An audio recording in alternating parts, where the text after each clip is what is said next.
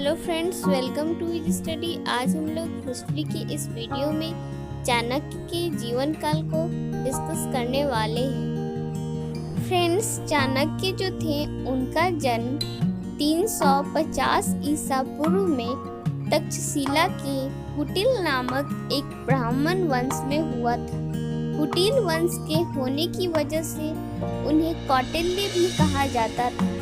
चाणक्य को भारत का मैकियावेली भी कहा जाता है। अगर बात की जाए मुद्रा राक्षस की, तो उसके रचयिता के अनुसार उनके पिता को चमक कहा जाता था, इसलिए पिता के नाम के आधार पर उन्हें चाणक्य कहा जाने लगा।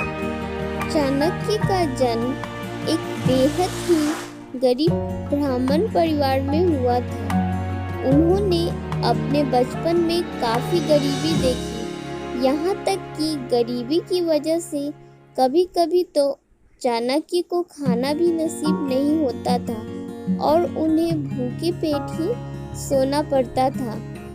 चाणक्य को धन, यश, मोह का लोभ नहीं था। कौटिल्य ने अपने जीवन में कई उतार चढ़ाव देखे थे। उनके जीवन के संघर्षों और उनकी नेक विचारों ने उन्हें एक महान विद्वान बना दिया था। महान विद्वान चाणक्य की शिक्षा दीक्षा प्रसिद्ध नालंदा विश्वविद्यालय में हुई थी। फ्रेंड्स, नालंदा विश्वविद्यालय बिहार में स्थित है। ब्राह्मण परिवार में पैदा हुए चाणक्य को अर्थशास्त्र, राजनीति, युद्ध रणनीतियों, दवा और ज्योतिष जैसे कई विषयों की अच्छी और गहरी जानकारी थी। वे इन विषयों के विद्वान रह चुके थे। यह भी माना जाता है कि वे ग्रीक और फारसी भी जानते थे। इसके अलावा उन्हें वेदों और साहित्य का अच्छा ज्ञान था। अपनी पढ़ाई पूरी करने के बाद वे तक्षशिला में राजनीतिक विज्ञान और अर्थशास्त्र के प्रोफेसर बन गए।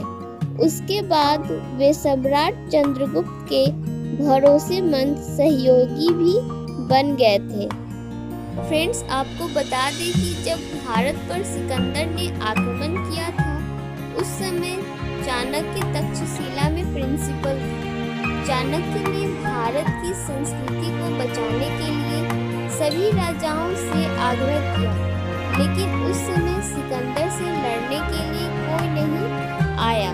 जिसके बाद पुरु ने सिकंदर से युद्ध किया, लेकिन वे हार गए। उस समय मगध अच्छा खासा शक्तिशाली राज्य था और उसके पड़ोसी राज्यों की इस राज्य पर नजर थी, जिसको देखते हुए देश हित की रक्षा के लिए विष्णुगुप्त अर्थात चाणक्य ने मगध के तत्कालीन सम्राट धनानंद से सिकंदर के प्रभाव को रोकने के लिए सहायता मांगने गए। लेकिन भोग विलास एवं शक्ति के घमंड में चूर धनानंद ने चाणक्य के इस प्रस्ताव को ठुकरा दिया और उसने कहा कि तुम पंडित हो और अपनी चोटी का ही ध्यान रखो, युद्ध करना राजा का काम होता है। तभी चाणक्य ने नंद साम्राज्य का विनाश करने की प्रतिज्ञा ले ली और उन्होंने साथ में ये भी प्रतिज्ञा ली कि जब तक मैं नंद साम्राज्य का विनाश नहीं कर देता,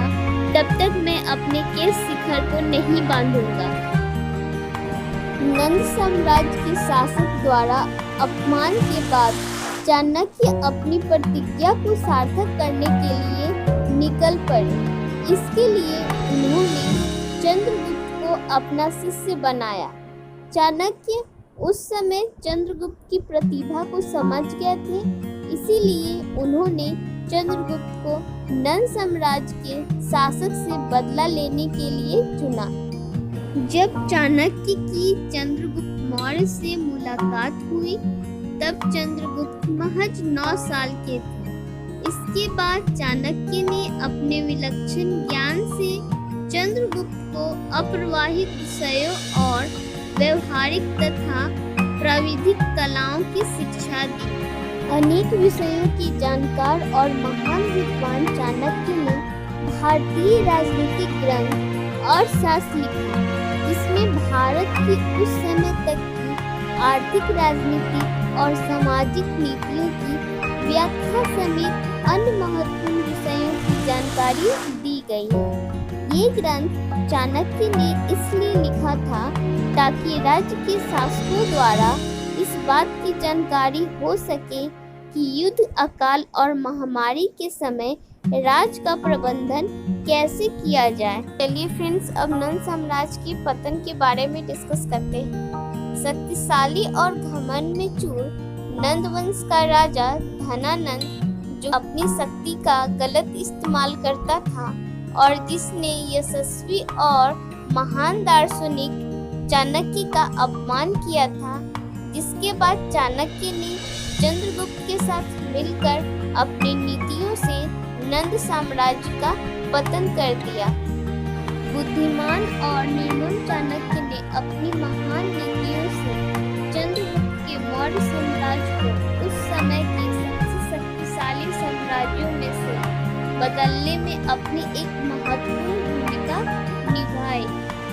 पौराणिक कथा के मुताबिक कहा जाता है कि चंद्रगुप्त मौर्य के पुत्र बिंदुसार के शासनकाल के दौरान राजनीतिक षड्यंत्र की वजह से महान विद्वान चाणक्य की मौत हो गई थी। वो महान विद्वान आज भी दुनिया के लिए अमर है और चाणक्य के नाम से अन्य जगहों और संस्थानों के नाम भी रखे गए हैं, जैसे कि नई दिल्ली में राजनयिक एनक्लेव का नाम चाणक्य के नाम पर चाणक्यपुरी रखा गया है। फ्रेंड्स, इस तरह से ये वीडियो यहीं पे कंप्लीट होता है। नेक्स्ट वीडियो में मिलते हैं। Okay friends, thank you.